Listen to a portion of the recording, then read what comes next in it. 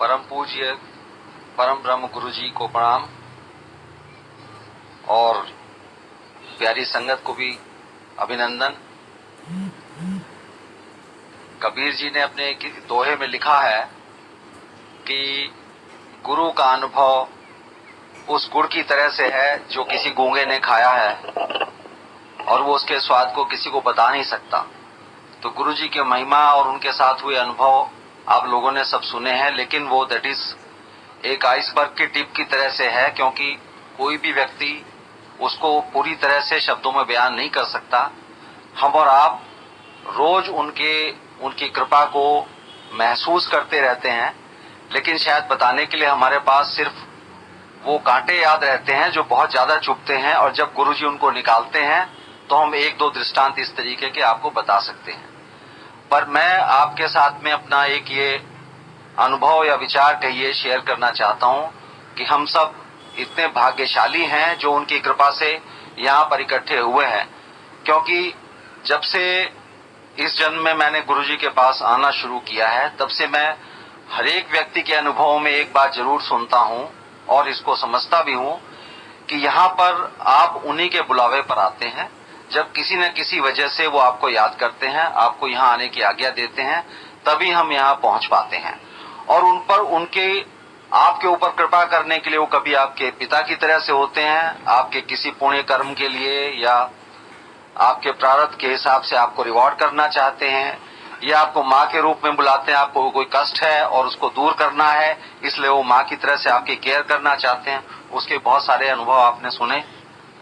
इसी तरह से मैं आपको बताता हूँ कि अचानक मेरा भी इसी तरह से मिलना हुआ। कमांडर अंकल मेरे बहुत पुराने मित्र हैं, कम से कम हम लोग 35-40 साल से एक दूसरे को जानते हैं, एक दूसरे के साथ पढ़े हैं। इन्होंने शुरू में सन 2001 में मेरे से जिक्र किया था कि ऐसे गुरुजी हैं, और थोड़ा सा इंटरेस्टिंग बनाने के लिए इन्होंने बोला। उस समय गुरुजी का छोटा आश्रम एम्पायर स्टेट में था और वो हलवे का प्रसाद अपने हाथ से दिया करते थे। तो इन्होंने मुझे यही लालच दिया कि वो बहुत प्रसाद देते हैं। तो मेरा इंटरेस्ट बना, मैंने कहा कम से कम मैं ऐसे गुरुजी को चल के देखूं जो हाथ से हलवे का प्रसाद देते हैं, बिकॉज ही सेड कि वो इतना प्रसाद देते हैं कि वो हाथ में नहीं आता। तो मैं थोड़ा सा अचंभित था। मैंने कहा भाई इतना प्रसाद देते हैं जो हाथ में नहीं आता है और सबको खुद देते हैं, आई मस्ट सी। खैर उस बात को 1-2 महीने हो गए तो मैंने इनसे एक दिन याद दिलाया। मैंने कहा भाई राजकुमार, तुम एक गुरुजी की बात कर रहे थे और मुझे उनके दर्शन कराओ। तो इन्होंने कहा कि वो अभी आजकल है नहीं, जब आएंगे तो मैं आपको बताऊंगा। उसके बाद फिर 1-2 महीने बीत गए और ये मई के शुरुआती हफ्ते की बात है। एक दिन अचानक विचार आया कि आज तो जरूर ही गुरुजी के दर्शन करने हैं, और हमने इनको, ये उस समय गुड़गांव में थे, तो कॉल किया। तो इसने कहा, और उस दिन काफी आंधी तूफान और बारिश हो रही थी, तो मौसम के हिसाब से कहा भाई आज तो बहुत ज्यादा खराब मौसम है, किसी और दिन चलेंगे। पर कुछ ऐसा विचार आ रहा था, मैंने कहा नहीं भाई आज ही चलेंगे। तो फिर इसके बाद खैर इन्होंने कहा चलो ठीक है, आप एम्पायर स्टेट के सामने मिलना। और मैं उस इलाके में कभी भी नहीं गया था, बट देन मैं और मेरी पत्नी दोनों गए एम्पायर स्टेट के गेट पर। हम लोग खड़े हो गए, ये भी आ गए, और उस दिन मैं गुरुजी के दर्शन किए। तो जैसा कि आप सबका अनुभव है, दर्शन करते ही आपको सबसे पहले ये लगता है कि आपकी सारी चिंताएं दूर हो गई हैं, जैसे कि आप साक्षात भगवान के पास पहुंच गए। और इसमें कोई शक भी नहीं है, क्योंकि गुरुजी साक्षात भगवान है। उसके बाद में मैंने आना शुरू किया, और ऐसा नहीं था, हम सब इंसान हैं, हमारी सबकी रोज की समस्याएं होती हैं और कई लोगों की बहुत ज्यादा समस्याएं भी होती हैं। उस समय मेरी भी कुछ ऐसी मानसिक दशा चल रही थी, काफी ज्यादा समस्या थी, पर मैंने कभी गुरुजी को उस समस्या के बारे में बोला नहीं। लेकिन उसके बाद आप मेरा विश्वास मानिए, सिर्फ एक ही चीज आती थी मेरे दिमाग में कि ये परेशानी मेरे दिमाग को परेशान ना करे। और एक एक दिन में इस तरीके से उस परेशानी का अंत हो रहा था कि मुझे कभी नहीं लगा कि मुझे वो कोई दिक्कत थी। उसके बाद में आते आते मेरा ख्याल 1 या 2 महीने बाद में सडनली एक मुझे माइनर सा स्ट्रोक हुआ, जिसकी वजह से एक बेल्स पैल्सी बीमारी होती है, and my mouth was distorted slightly. तो मुझे बड़ी शर्म भी आती थी और ये भी मन करता था कि गुरुजी के यहाँ जाए, पर लगता था कि संगत में ऐसे बैठेंगे और वहां चाय प्रसाद मिलता है, कई बार चाय भी निकल सकती है उसकी वजह से, तो कैसे करें। पर फिर मैं आपको ये बताना चाहता हूं कि उनका अंतर्यामी होने का क्या आयाम है, तो वो आपकी सोच को उसी तरीके से बदल देते हैं। तो मेरे दिमाग में आया कि मैं इतना संकोच कर रहा हूं वहां जाने से कि संगत को कैसा लगेगा, मुझे कैसा लगेगा, पर अगर ठीक कर सकते हैं तो वही ठीक कर सकते हैं। तो मैं इनके एक मित्र थे डॉक्टर प्रकाश होम्योपैथ, उनके पास भी मिला।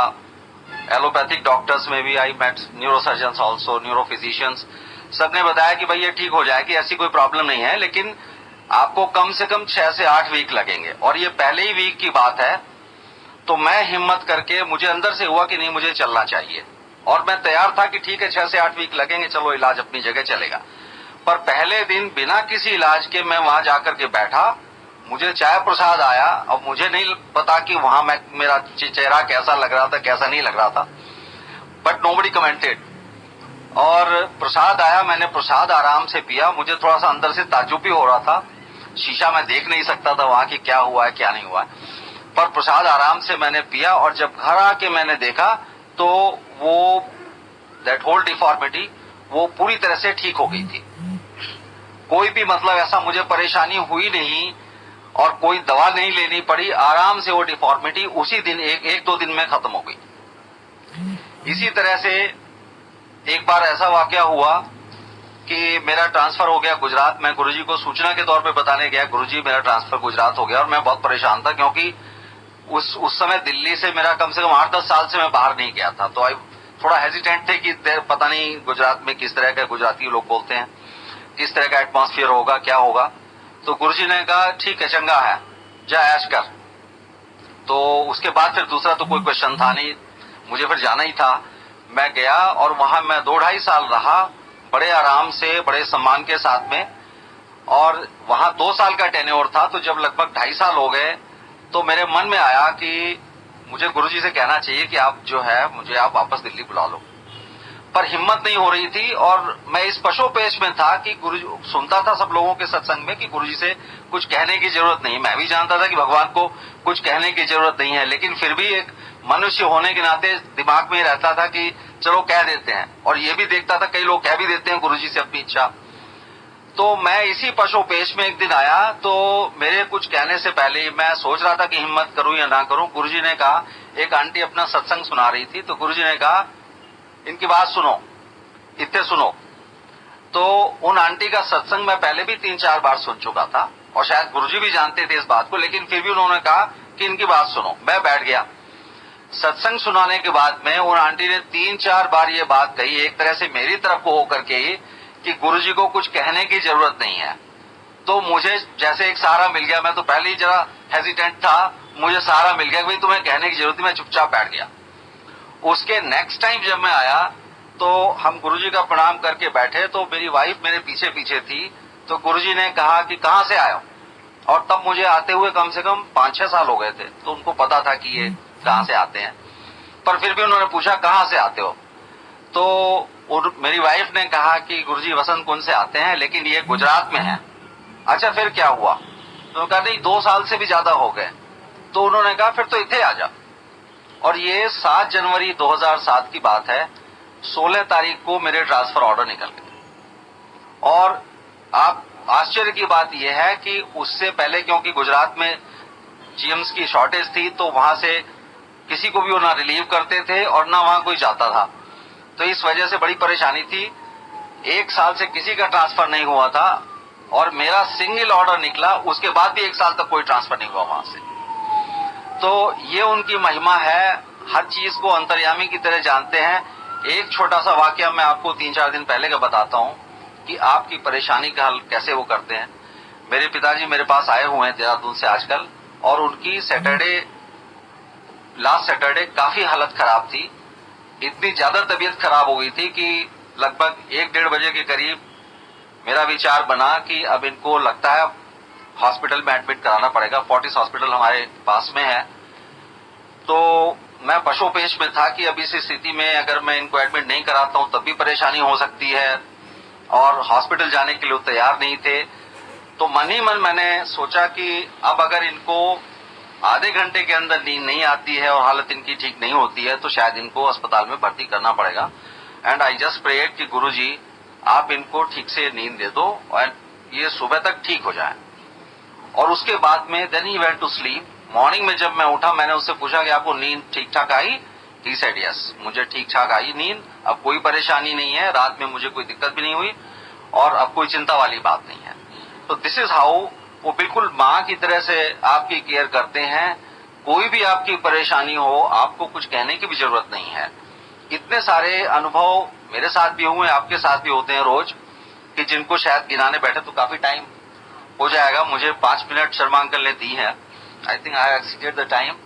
सो मैं आप लोगों से सिर्फ आपको यही विश्वास दिलाना चाहता हूं कि हम सब अपने अपने प्रारब्ध और अच्छे गुणों, अच्छे कर्मों की वजह से यहाँ इकट्ठे हुए हैं, एक दूसरे के साथ जुड़े हैं। और जैसे कि गुप्ता अंकल ने कहा कि गुरुजी ने हमें एक माला की तरह से पिरोया हुआ है, तो इस माला की सार्थकता तभी है जब हम गुरु को याद करते रहे, उस परम ब्रह्म परमेश्वर को याद करते रहे जो हमारे बीच में है और हमारी सारे परेशानियों में हमारे माँ बाप से भी आगे बढ़ करके खड़े होते हैं। धन्यवाद। जय गुरु जी। शुक्राना तेरा शुक्राना, शुक्राना तेरा शुक्राना, शुक्राना तेरा शुक्राना।